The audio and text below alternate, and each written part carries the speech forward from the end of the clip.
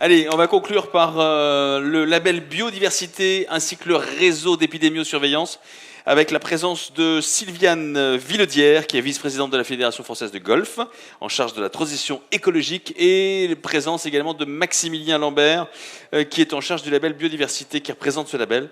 Mesdames, Messieurs, merci de nous rejoindre. Applaudissements pour Maximilien Lambert et Sylviane Villedière.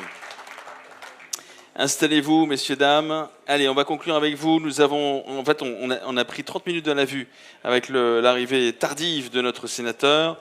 Eh bien, on va presque rattraper notre retard, puisque, allez, il nous reste ensemble, allez, il nous reste 10 minutes, 12 minutes ensemble, avant de passer à la suite des festivités, puisque nous aurons dans un instant la signature de la convention entre la Ligue professionnelle de football et la Ligue française et la Fédération française de golf. Et ça va se passer, pardon ?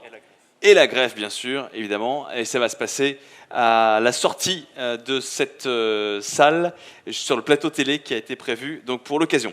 Allez, je donne la parole à Madame Sylviane Villedière, qui... Bonjour Madame, bonsoir. Vous êtes vice-présidente de la Fédération française de golf en charge de la transition écologique. Merci d'être là sur le salon. Vous revenez aussi demain ? Ah, peut-être pas, mais j'ai déjà profiter passé toute la journée et j'en suis très heureuse parce que merci. C'était passionnant, écoutez, absolument merci d'être venu en tout cas. Et merci à vous tous qui êtes encore présents ce soir parce qu'on a eu la chance d'entendre tellement d'expertise et tellement d'informations vraiment innovantes aussi, parce que moi c'est ce que je retiens, c'est ce que j'ai entendu, c'est beaucoup d'innovation, beaucoup d'opportunités pour encore faire mieux, tous.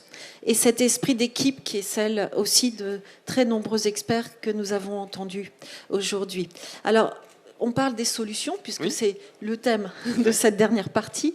Moi, je voudrais peut-être tout simplement vous parler d'une solution qui est probablement aussi extrêmement inédite, que nous avons la chance de pouvoir porter à la Fédération française de golf, grâce à tous nos experts, justement, Rémi Dorbeau et tous les acteurs que vous êtes, vous aussi, les intendants, les greenkeepers, les fournisseurs, les équipementiers, tous ceux qui travaillent pour cette technicité, cette expertise absolument extraordinaire que vous représentez les uns et les autres, chacun dans sa chaîne de valeur et d'apport.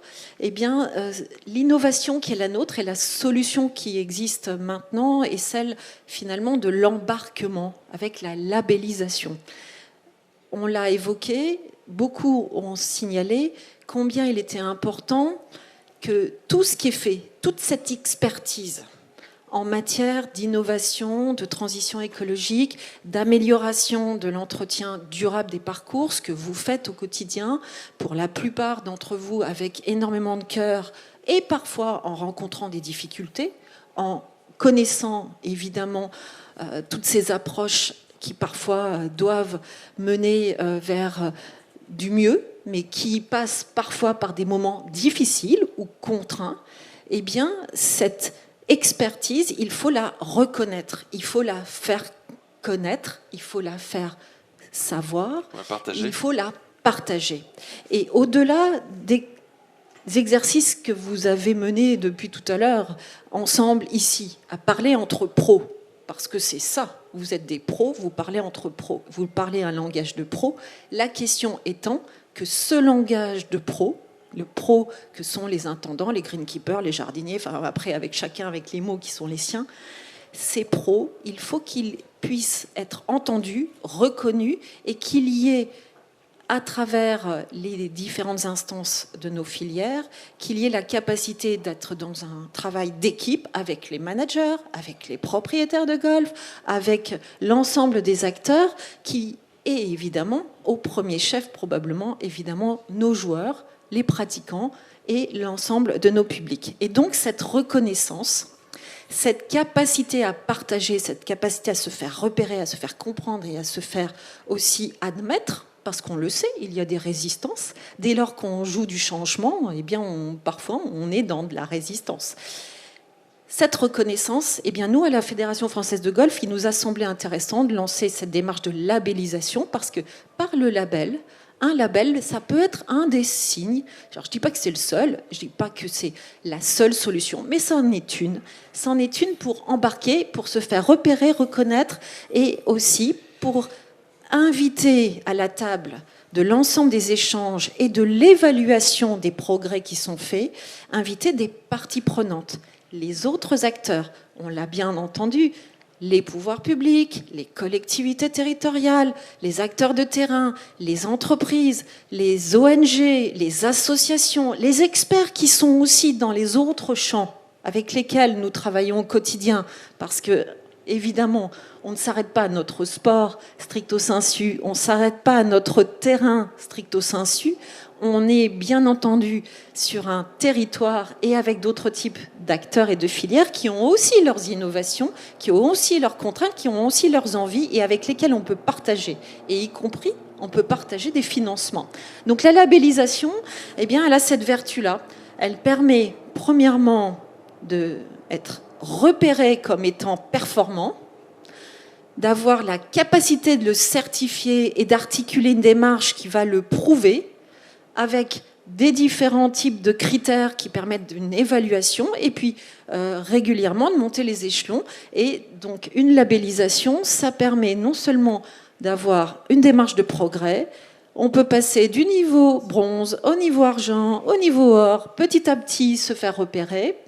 L'ensemble des acteurs et des parties prenantes peuvent être eux-mêmes associés dans les différentes instances, qu'il s'agisse des instances de mise au point du process, de la co-construction du process, de la mise au point de l'audit, de la mise au point du repérage des données, de la mise au point des collectes des données, enfin tout au niveau. Et avec Maximilien, on va vous le dire dans un instant, mais en l'occurrence, donc beaucoup d'acteurs peuvent être impliqués, public, privé, associatif, et donc partagés.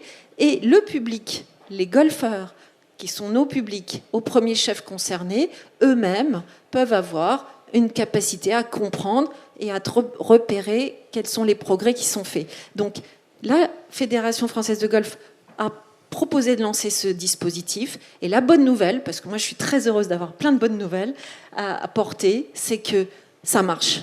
On a d'ores et déjà 74 clubs qui sont engagés dans la démarche. Sur 733 clubs, c'est, on va le dire, déjà beaucoup, sachant que ça n'a commencé qu'en 2018-2019. Donc on est déjà extrêmement heureux de cette capacité à intéresser beaucoup des clubs. Donc beaucoup de types d'acteurs et des clubs très diversifiés sur tous les types de territoires et dans toute la France. Donc ça, c'est absolument génial.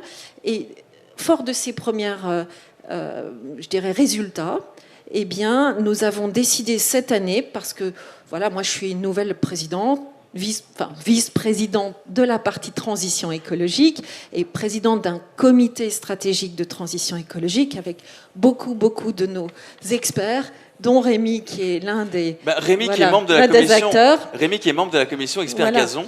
Exactement, et qui, avec, vous l'avez entendu ce matin, Gérard Boudon pour l'eau, avec les acteurs sur les sujets éco-innovation et les acteurs de la biodiversité, eh bien, croisant les différentes approches, ce que nous avons voulu faire cette année, c'est une optimisation de notre labellisation, préparer une amélioration de nos process. Et Maximilien, qui est le grand patron de ce sujet-là à la Fédération, puisqu'il est notre responsable de ce programme, peut vous dire en un mot, peut-être Maximilien, comment on a réformé cette année et comment on va encore optimiser pour avoir encore plus de clubs, parce que notre objectif à 2024, à la fin du mandat, Pascal Grisot est dans cette salle, vous savez que notre président, il a la volonté de faire bouger les choses et nous avons tous la volonté de le réussir et l'ensemble de nos clubs vont porter ce projet et nous avons comme objectif 200 clubs labellisés à la fin de notre mandat en 2024. Donc, mais alors, Madame Villaudière, moi la question qui me vient, c'est une question pour Maximilien. Qu'est-ce que votre vice-présidente n'a pas dit ? Alors il reste quand même d'expliquer concrètement la démarche pour peut-être les clubs qui sont ici et qui seraient intéressés.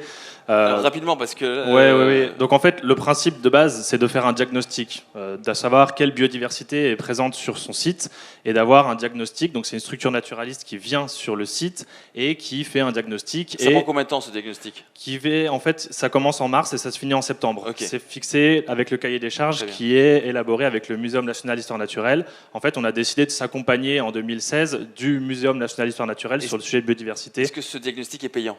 Oui, le diagnostic est payant. Alors là, c'est un prix que je ne peux pas vous donner aujourd'hui parce que ça dépend vraiment de la taille du golf, de la taille de la structure naturaliste, du type de structure. Donc c'est un diagnostic qui est... Mais c'est cher ou pas ? Non, pas cher, ça va dépendre. Ça va entre 2 000 à 5 000 euros. C'est pas cher, 2 000, 5 000 euros. Ça dépend du niveau, ça dépend de la structure naturaliste, ça dépend du site. C'est vraiment très très hétérogène. Donc c'est pour ça que c'est assez compliqué de donner un chiffre comme ça. Suite à ce diagnostic, il y a des préconisations pour améliorer votre biodiversité. Par exemple, vous pourriez créer un muret en pierre sèche, créer une mare, faire de la gestion de fauche en gestion différenciée.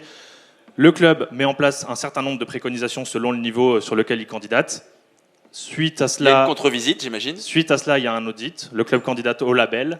Donc il fait sa candidature au label auprès de la fédération. Il y a un audit qui est fait et ensuite la labellisation peut être accordée. En plus de cela, on a beaucoup parlé d'éducation des golfeurs sur les sujets d'entretien des parcours. On a souhaité nous mettre en place dans ce cahier des charges de la sensibilisation. Quel que soit le niveau sur lequel le club s'engage, il y a « je connais ma biodiversité », j'agis pour la biodiversité et je sensibilise les pratiquants. Donc une sensibilisation par niveau qui est obligatoire quel que soit le niveau. Et donc la sensibilisation qui peut être aussi bien une animation avec la structure naturaliste, une visite guidée, une conférence, quel que soit le niveau du club.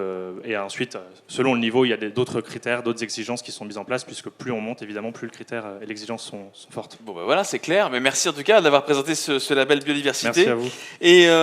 Et concernant le réseau d'épidémiosurveillance, est-ce que vous avez un mot à dire concernant ce réseau ? Parce que, évidemment, en échangeant les informations, en partageant, du coup, on peut mutualiser des infos et donc on peut créer ce qu'on appelle un réseau d'épidémiosurveillance. Oui, le partage des données, on l'a dit là, avec la biodiversité, il y a beaucoup de données qu'on récupère, mais il faut des données sur tous les sujets, et évidemment aussi sur la question de la surveillance des maladies ou des questions par rapport au gazon. Donc sur ces sujets-là, évidemment, Rémi, avec la greffe, a porté beaucoup de plateformes et d'outils qui permettent de le faire. Et nous, à la fédération, ce qui nous paraît important, c'est de partager ces informations-là régulièrement. Donc ce qu'on a porté et encore développé, c'est l'information vers l'ensemble des greenkeepers, vers l'ensemble des clubs. Vous avez créé une application ? Est-ce que vous avez créé une application ? Oui, on a créé un système de newsletter permanente, un système d'accès à des données qui soient en permanence sur nos sites. C'est gratuit ou pas pour avoir accès à l'information ? C'est totalement gratuit, bien entendu, parce que tout ce qui est sur la question du partage d'informations au niveau de la fédération, ça c'est absolument ce que nous apportons comme facilitation pour l'ensemble de nos équipes, de nos clubs. Et en l'occurrence, ce qui est en train, et je ne dévoilerai pas tout, l'année prochaine, vous nous réinviterez et nous vous parlerons d'un grand 2023. Projet c'est tous les 2 ans chez nous. Qui est en train d'être monté, puisqu'il y a en particulier avec une application très importante qui existe déjà et qui est utilisée par beaucoup de nos greenkeepers, qui s'appelle Platform Garden et qui permet d'avoir là des outils numériques qui nous permettent encore mieux et encore plus vite à partager les capacités d'être en alerte, en surveillance et donc en capacité de traitement. Donc l'année prochaine ou dans 2 ans, donc avec Rémi, on vous en dira beaucoup plus sur cette question, n'est-ce pas ? Puisque Rémi, c'est déjà un point. Est-ce qu'il y a beaucoup de professionnels qui ont déjà téléchargé Platform Garden, l'application ? On a un peu moins de 300 sites différents. D'accord. L'épidémiosurveillance, c'est Jardi Alert dans Platform Garden. On a pris une application mobile parce que tout le monde a son téléphone et renseigné sur un site internet, ça ne fonctionne plus. Ben oui. Jardi Alert, c'est aussi la surveillance des organismes nuisibles émergents. C'est que vous avez des organismes qui commencent à intégrer le territoire français, que l'État a obligation de surveiller et que nous avons été missionnés avec une convention avec le ministère de l'Agriculture pour surveiller ces organismes émergents, notamment dans les gazons sportifs, les terrains de golf. Donc ça va des plantes invasives à des organismes tels que le hanneton japonais, qui sont aussi invasifs et qui permettent d'être signalés en fait via cette plateforme. Cette plateforme, dans son développement, va être un outil formidable pour les gestionnaires de terrains de sport, qu'ils soient golf, football, rugby ou autres. Dans les années à venir, il n'y aura qu'une plateforme probablement qui pourra fonctionner parce que généralement, il n'y en a pas 36 qui arrivent à cohabiter. Celle-là est déjà bien mature. Je pense qu'on a un projet qui est très ambitieux et qui sera vraiment au service des clubs. La contrepartie, c'est que nous collectons des données qui nous permettront de défendre les intérêts de la filière devant les ministères et les politiques. Eh bien écoutez, je crois qu'on peut conclure sur ces belles paroles. Merci beaucoup, monsieur Rémi Darbaud. Merci, madame la vice-présidente de la Fédération française de golf, madame Sylviane Villaudière et Maximilien Lambert pour le label Biodiversité. Voici la fin de cette conférence.